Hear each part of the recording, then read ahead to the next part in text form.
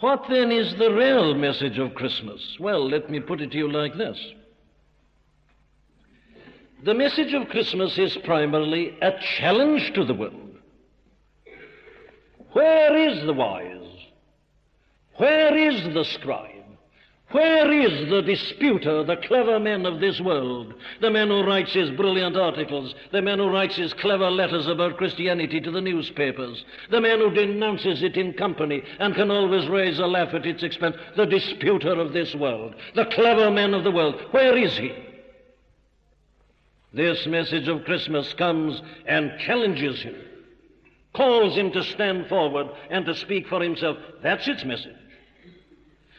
But you notice it is not only a challenge to this man and to the world, it is a humbling of the world and a humbling of the men of the world. Where is the wise? Where is the scribe? Where is the disputer of this world? Hath not God made foolish the wisdom of this world? He's humbled it. This is no message that exalts men and says what a wonderful place the world is when it's at its best. No, no. The message of Christmas is a humbling of the world, a ridiculing almost of the world. But of course the chief thing is this. It is a display of the glory and the triumph of God. Hath not God made foolish the wisdom of this world? That's what happens at Christmas. That's the inner meaning of Christmas. God making foolish the wisdom and the pomp and the glory of this world. Now, that's something that you'll never see in the newspapers. That's not the way the world celebrates Christmas. It's the exact opposite, as I think must be obvious by now. But now let me work this out with you in a number of simple principles. Here, says the apostle, is the Christmas message. Well, what is it? Well, the first thing is that it's an announcement and a proclamation of something that God has done. You notice how he keeps on repeating it. Where is the wise? Where is the scribe? Where is the disputer of this? Hath not God made foolish the wisdom of this world? For after that, in the wisdom of God, the world by wisdom knew not God. It pleased God by the foolishness of preaching to save them that believe.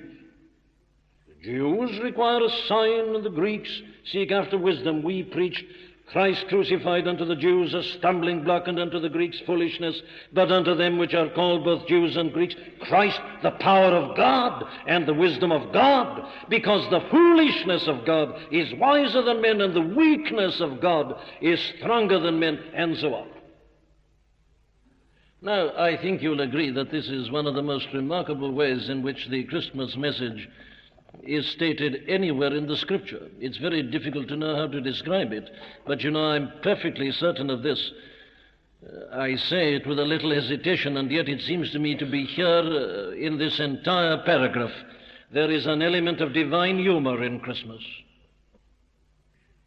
There's a statement, you remember, in one of the Psalms. He puts it like this: He that dwelleth in the heavens shall laugh as he looks down upon men in his cleverness in his world. He that dwelleth in the heavens shall laugh.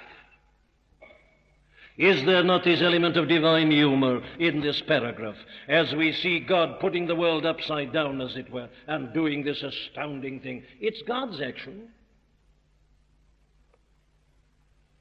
I'm not going to stay with this tonight, but my dear friends, if we don't realize that the first and the most important thing about the Christmas message is that it is the announcement of what God has done, we haven't begun to see it. If we represent this message in terms of men in any shape or form, we are denying it at its very basis, at its very foundation. The glory of Christmas is this. Let me say it again this day. When the fullness of the times was come, God sent forth his Son made of a woman, made under the law, to redeem them that are under the law. What is Christianity? Is it man exhorted to save himself and put a great... Not at all. God so loved the world that he gave his only begotten Son. It's always God. It's almost incredible to believe it. But it is the case, isn't it, that so many people leave out this which is the most wonderful and the most precious thing of all. You see, we are all so concerned about giving presents to one another that we don't realize that God has given his unspeakable gift.